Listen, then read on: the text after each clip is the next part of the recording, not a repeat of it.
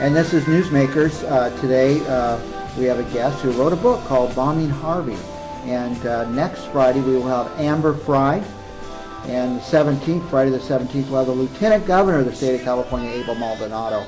For today, I just finished reading this book like an hour before the show, and the author is on, John Birges Jr. It says John Birges Jr. right on the book there. And we're all from Clovis. We all went to Clovis High. Did you take the bomb making class they had there? No, actually, biology was probably my best subject. Well, it almost reading this book, you almost sound like you were an engineer, that you were really able to think through some things, and with your dad, the two of you really designed the bomb. Yeah. So I was pretty mechanically, still am inclined. So. But the bomb wasn't just your average bomb. In fact, they say to this day, it's one of the most sophisticated bombs the FBI has ever faced. Yeah, that's true. And they still study the bomb. They do. They've got a working model that they use to train recruits, yeah. And where did they get that? Did you work with them, or your dad, or somebody must have kind of disclosed the... Yeah, we did. I'm not sure how much information my dad gave him after he was convicted or during the trial. I know that he took a lot of pride in it. Mm-hmm. Yeah, it was pretty crazy. Amongst the, I guess you built it in two pieces. Right, two separate boxes. Right. And was it the upper box had a float in it, like a toilet float? Yeah, it had several different things. So if they had tried to flood it, it would have floated and set off the bomb? Right. And then there were screws that were the countersunk screws that had little spring switches on them that would, if they tried to unscrew it to take it apart, it would go off. And had a plastic liner that if you tried to drill through it or use a cutting torch or something, it would make a contact with that.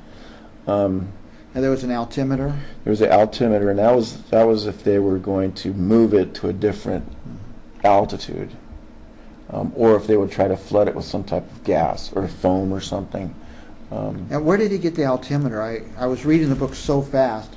Did he take it off his own plane? No, he stole them either from somewhere in Tahoe Airport or Fresno Airport. Yeah, well, he had his own plane. He had a Beechcraft A-36 that he used to fly back and forth to Tahoe, along with his landscape business. And then you guys, or he stole the, what do you call the... strobe lights. Strobe lights out of Tahoe. Yeah. So, okay, now, going through the building of the bomb, you're sitting at home, your dad and you hadn't spoke for years, is that right? Right. You don't get together for Christmas or for a birthday or kind of a... No, there was no Christmas. There was nothing. There was no Thanksgiving. He was not a believer. No, at all. He was not. In fact, he was an atheist. He was an atheist. Yes. Now, so you're sitting at home one day, and your brother, who you also were kind of estranged from, didn't really talk to, calls you up or knocked on your door. He knocked on the door. He showed up one morning, and me and my girlfriend were having breakfast, and he came in and told me this crazy story that my dad was going to blow up Harvey's, and I'm just, well, why does he want to do that? I didn't realize he had lost everything. I think a year and a half earlier, the Villa Basque mysteriously burned down. He collected a good chunk of insurance money and then sold the property, and I think right now Standard Brands is there. I see, right. Yeah, but he ran through all of his money, wound up selling the last 2 acres that he had to his girlfriend for a fraction of what the place was worth. Was down to nothing. A lot of times when the person is broke and losing the business, there always seems to be a fire that follows somewhere. So even if they say, no, it was a legitimate fire, there still was a fire at a restaurant. Yeah, well, it was ruled arson, but they couldn't prove who did it. I'm not going to say who did it. Not that I know. But anyway, my dad was in Tahoe at the time, so he had an alibi. Yeah. But so your brother shows up and says, "Hey, Dad, you didn't call him Dad, you called him Big John. Big John. Hey, Big John wants to build a bomb. He wants you to come over," and so you went. Yeah, I called him first and talked to him about it, and he kind of gave me a little sob story about how, since my mom's suicide, everything has fallen apart, and he got addicted to gambling, and he started, losing everything. And apparently this opportunity showed itself. Now, did he feel that he deserved something from Harvey's?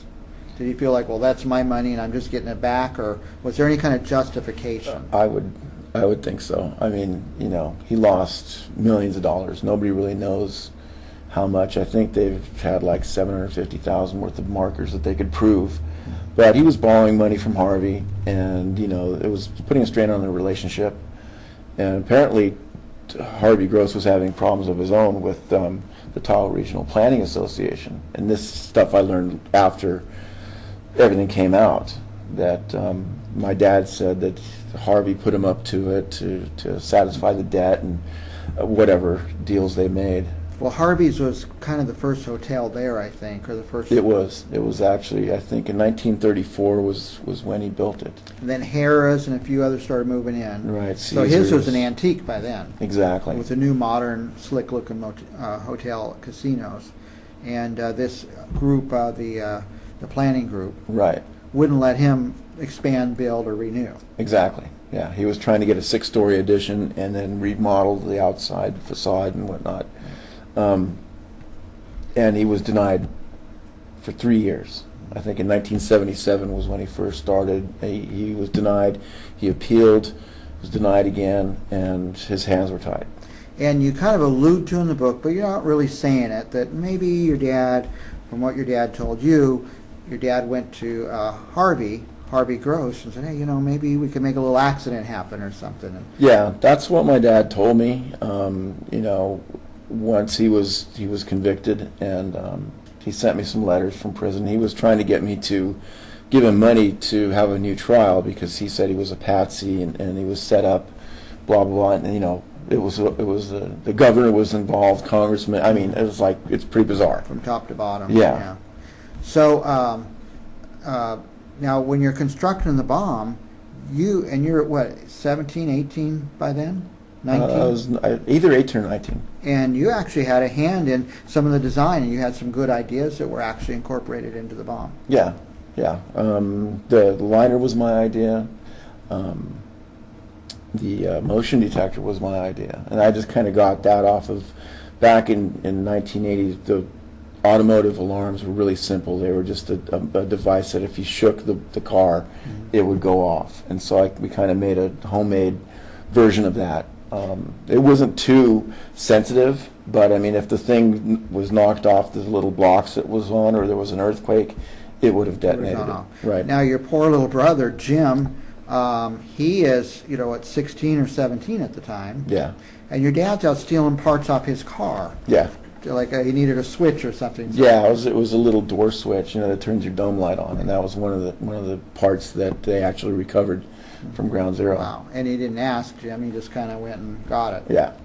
And so you guys got this built, and I guess as you proceeded, tensions got higher, doubts got higher. I mean, at times you didn't even believe this would ever happen. Well, I never believed it was going to happen. I mean, it was like I was just going along with my dad just because, you know, the guy was desperate. You know, he didn't know where to turn, and this brought him some kind of happiness, you know. And so I didn't want to really shatter his dreams. So, you know, as the thing progressively was built and I was getting closer and closer, then I kind of was getting cold feet, and I was really realizing that he was serious, you know. Well, at some point he called you up and said, hey, let's go up to the Helms hydroelectric project and pick up some dynamite. Yeah, that was actually the first thing we did.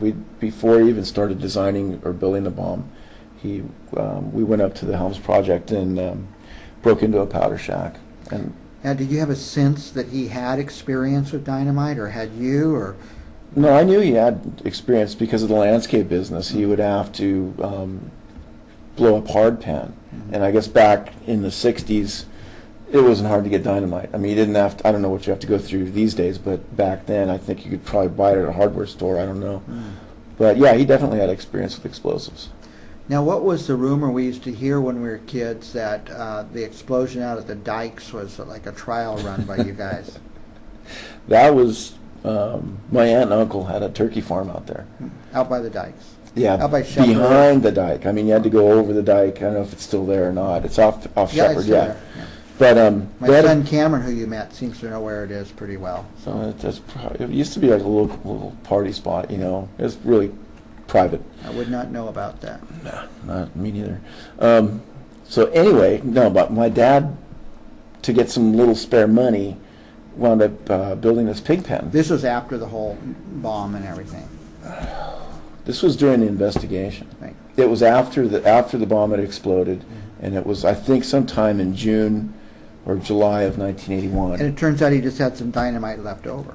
Well, apparently he stole more. I mean, this is, he went back to the house So easy project. to do it. He just went up and did it. Apparently he took my brother's truck one night without telling him and went up and stole another 400 or 500 pounds of dynamite. So he buried it in... So the FBI's looking into him, investigating him, kind of watching him, and he goes up and steals more dynamite. Yeah, well, that's just how arrogant he was. Yeah. But anyway, so he buries this dynamite in the creek bed that's on the other side of the dike. And it's, the bridge is really the only paved road to the turkey ranch. To get in. To get in. So my dad built this pig pen for my uncle, and apparently the door didn't open the right way, so they wouldn't pay him. So he thought, okay, I'll show you. And I don't know how much dynamite he put under the bridge, but I remember I was working on a roof out in Clovis, and I could hear it. I felt it, yeah. Wow. I didn't know what it was. I thought it was a sonic boom or something. Yeah. But, you know, the feds came the next day, and they said, where were you at? And I said, I was right here roofing, you know. And then it was in the paper, obviously, because I didn't know what they were asking me about. So anytime dynamite goes off, they come and see you. I would think so, yeah.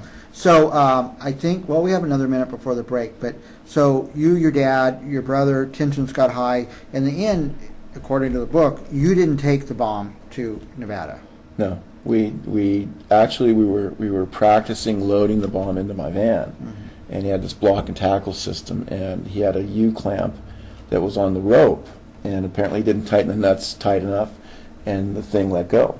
And while we were loading the bomb, we had to turn the casters backwards so they wouldn't bind on the way back down. So I was my brother was on one side, I was on the other, and the rope let go. My brother got his hand out, I didn't, and it ran right over my fingers. And there's no lift in it, like, let's just adjust it a little. This thing's really heavy. There was 1,000 pounds of dynamite, plus the steel was quarter-inch plate. You know, it probably weighed, 1,200-1,300 pounds, at least. The book is Bombing Harvey by John Birges, Jr., and we're going to talk to John a little more right after this.